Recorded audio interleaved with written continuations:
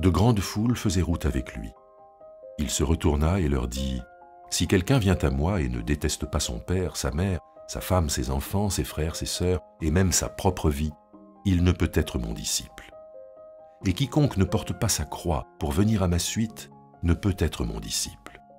En effet, lequel d'entre vous, s'il veut construire une tour, ne s'assied pas d'abord pour calculer la dépense et voir s'il a de quoi la terminer, de peur qu'après avoir posé les fondations, il ne soit pas capable d'achever, et que tous ceux qui le verront ne se moquent et ne disent « Cet homme a commencé à construire et il n'a pas été capable d'achever. » Ou bien quel roi, s'il part en guerre contre un autre roi, ne s'assied pas d'abord pour se demander s'il peut, avec 10 000 hommes, affronter celui qui vient au-devant de lui avec 20 000. Sinon, tandis que l'autre est encore loin, il lui envoie une ambassade pour demander les conditions de paix. Ainsi donc, quiconque d'entre vous ne renonce pas à tous ses biens ne peut être mon disciple.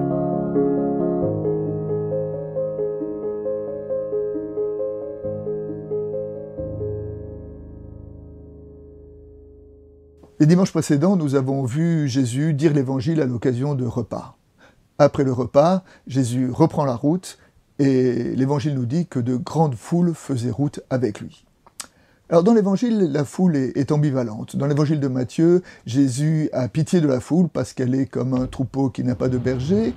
Mais d'un autre côté, nous savons que la foule est ambiguë parce qu'elle a tendance à dissoudre la personnalité de chacun derrière le grand groupe. Alors, voyant la foule, Jésus se retourne et l'enseigne pour lui dire le prix du discipulat. Être disciple, ça a un prix. Le texte de cet évangile se situe dans la tension entre la radicalité et le compromis. Alors, commençons par la radicalité. Jésus dit « celui qui ne déteste pas son père, sa mère, sa femme, ses amis ». Le verbe « détester », miséo en grec, qui a donné misanthrope, misogynie, est un verbe fort, parce que c'est vraiment un verbe qui veut dire haïr, rejeter.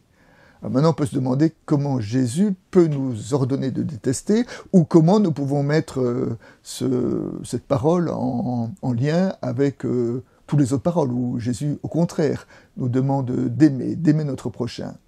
Alors, il me semble que dans cette tension entre l'amour et la détestation, nous devons entendre qu'il existe des liens qui nous lient, qui nous attachent, et qui nous empêchent de suivre l'Évangile. Ce que Jésus nous dit, ce n'est pas de détester au sens de vouloir du mal à notre prochain, mais c'est de vouloir être attentif à quels sont les attachements qui nous empêchent de le suivre et de vivre l'Évangile. À côté de la radicalité, il y a dans les deux petits paraboles, exemples qu'il cite, l'exemple de la tour et l'exemple du roi qui part en guerre, il y a au contraire un éloge du compromis. Être chrétien, être disciple, ça ne veut pas dire renoncer à toute sagesse. Et si on construit une tour, eh ben, il vaut mieux ne pas commencer si on n'est pas capable de la terminer. Quand on part en guerre, il vaut mieux ne pas partir si nous ne sommes pas sûrs de remporter la victoire. Il me semble que derrière ces deux paraboles, ceux que Jésus dénonce, ce sont ceux qui disent « commençons bien et puis après le Seigneur pourvoira hein. ». Dans les tentations de Jésus, quand le diable a proposé à Jésus de se jeter du haut du temple pour être adulé par la foule, Jésus répond en citant un verset du Deutéronome « Tu ne provoqueras pas le Seigneur ton Dieu ».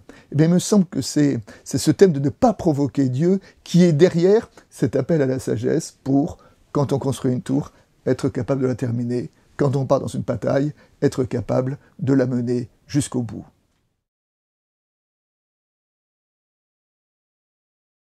Jésus ensuite s'adresse à la foule et l'invite à porter sa croix.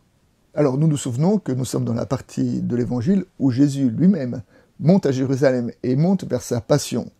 Dans l'Évangile de Luc, il a déjà demandé à ses disciples de porter leur croix, et là, il apporte la même exigence à la foule qui le suit. Alors ce que Jésus nous demande ici, ce n'est pas nous-mêmes d'être crucifiés. Lui va l'être pour que nous ne le soyons pas. Jésus ne demande pas, quand il demande de porter la croix, il ne demande pas à être crucifié, mais en lien avec ce que nous avons dit dans le premier paragraphe, il nous demande à être attentifs, à crucifier ce qui nous empêche d'être disciples. Là, dans les versets qui nous sont dits, il y a d'abord des attachements familiaux qui peuvent être toxiques. Il y a à la fin de passage le rapport à l'argent, hein, celui qui déteste ses biens, détester sa famille, détester ses biens. C'est-à-dire que c'est parfois des attachements humains, parfois des attachements à l'argent qui nous empêchent d'être disciples, et c'est par rapport à ces attachements-là que Jésus nous demande de porter notre croix. Si Jésus est radical dans ce passage, radical par rapport aux attachements toxiques, radical par rapport à notre attachement à l'argent, comme je le disais tout à l'heure, il parle aussi de compromis. Et deuxième piste de prédication, peut-être on pourrait faire un certain éloge du compromis. Alors le compromis a mauvaise presse parce que le compromis est souvent assimilé à une compromission, mais on peut aussi assimiler le compromis à la promesse. Et nous sommes dans un monde, nous savons que nous sommes dans un monde qui ne vit pas l'évangile et que parfois, même pour être disciple, il faut savoir faire des compromis pour que notre témoignage soit crédible et pour que, tout simplement, nous puissions vivre à l'intérieur de ce monde ambigu. S'il y a des domaines où nous devons faire des compromis, dans ce passage, il y a un domaine dans lequel il n'y a pas de compromis, c'est le domaine de l'argent. Et l'argent, nous savons que l'argent peut être un lien. Un peu plus tôt dans l'Évangile, Jésus a dit « Vous ne pouvez pas suivre de maître Dieu et Mammon » et en attribuant une dimension diabolique, le mammon, à l'argent, il veut nous montrer que l'argent a tendance à nous rendre esclaves de sa propre logique, laquelle logique est à l'opposé de la logique de l'Évangile. Donc Jésus, entre cette tension entre la radicalité et le compromis, nous demande d'être particulièrement attentifs à notre relation avec l'argent. Comme illustration, dans cette tension entre la radicalité et le compromis, je voudrais vous faire partager cette citation de Bonhoeffer. Le radicalisme déteste le temps, le compromis déteste l'éternité. Le radicalisme déteste la patience, le compromis déteste la décision. Le radicalisme déteste l'intelligence, le compromis déteste la simplicité. Le radicalisme déteste la mesure, le compromis déteste la démesure. Le radicalisme déteste la réalité, le compromis déteste la parole.